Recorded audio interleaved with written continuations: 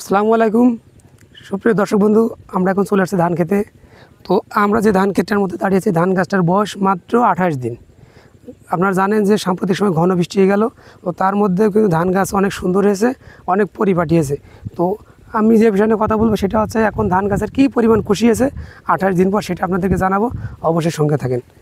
দর্শক, আমি এখানে আমার সামনে অনেকগুলো দুইয়ে পাশে, আর এটা হচ্ছে শেড পদ্ধতিতে ধান লাগানো বা অনেকে বলে লাইনে। তো এখানে দেখেন প্রত্যেকটা গোছা অনেক সুন্দর। তো আমি একটা গোছায় গুনে দেখি কয়টা হয়েছে। বিসমিল্লাহির রহমানির রহিম। 1 2 3 4 5 6 7 8 9 10 11 12 13 14 15 16 17 18 19 20 21 22 23 24 25 26 27 28 29 30 31 32 33 34 35 36 36টা। দর্শক দেখেন, এইগুলো সবই সেম অবস্থা। কোনটা দেখবেন, সবগুলো একই রকম। তো যেটা বলছিলাম, এখানে এই গোছাতে 36টা গাছ আছে। 36টা গাছ আছে, তাহলে বুঝতে পারছেন। আমরা যখন ধান কাটার পর দেখি যে ধান গাছের গোড়াটা অর্থাৎ কাটা অংশ দেখলে বুঝতে পারি যে আসলে একটা গোছাতে কয়টা গাছ ছিল। তো একটা কথা না বললে নয়, 36টা গাছ কিন্তু এমনি এমনি হয় না। 36টা গাছ পেতে হলে আপনাকে মিনিমাম 4 থেকে 5টা গাছ রোপণ করতে হবে।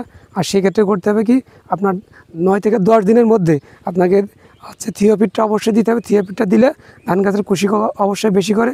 আর একটা কথা না বললে নয়, শুধু থিওপিট দিয়ে নয়, আপনি একটা দুইটা দিয়ে থিওপিট দিয়ে শেষ করে দেবেন এটা না। আপনি সবসময় চাবেন যে দেশীয় যে ধানগুলো, এই ধানগুলো লাগালে মিনিমাম 4টে থেকে 5টা দেবেন, তাহলে এই ধরনের ফলন আপনার আসবে। আর আপনারা যখন দেখেন যে ধান কাটার পরে সর্বোচ্চ 10 থেকে 12টা, তা 12টাও হয় না।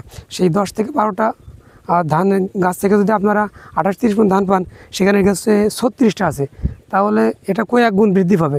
তো আমার কথা, তো কয়েক গুণ বৃদ্ধি পাওয়ার দরকার নেই। এই 36টা গাছ এরকম হওয়ার দরকার নেই। আমি এভারেজ যদি ধরি 20 থেকে 25টা 30টা, তাও এই ধরনের যদি ফলন এই প্রত্যেকটা গাছ থেকে যদি আমি ধান পাই, তাহলে মিনিমাম 40 মণ ধান পাবো। এটা আবেগের কথা না, এটা অতি বাস্তব। তো আপনারা চাইলে এই সুন্দর করে গুছিয়ে দিয়ে যদি ধানটা লাগান এবং সঠিক সময় যদি আপনারা থিওপিট সার বা গুছি করার জন্য যে সেটা দিন, এটা দিলে কিন্তু আপনারা খুব ভালো একটা ফলন পাবেন, এটা আমার বিশ্বাস। তো ধন্যবাদ, সঙ্গে থাকবেন। বাংলাদেশে কৃষিটাকে আরও এক ধাপে এগিয়ে নিয়ে যেতে অবশ্যই আপনারা আপডেট ভিডিওগুলো দেখবেন, তাহলে অবশ্যই উপকৃত হবেন। ধন্যবাদ সবাইকে।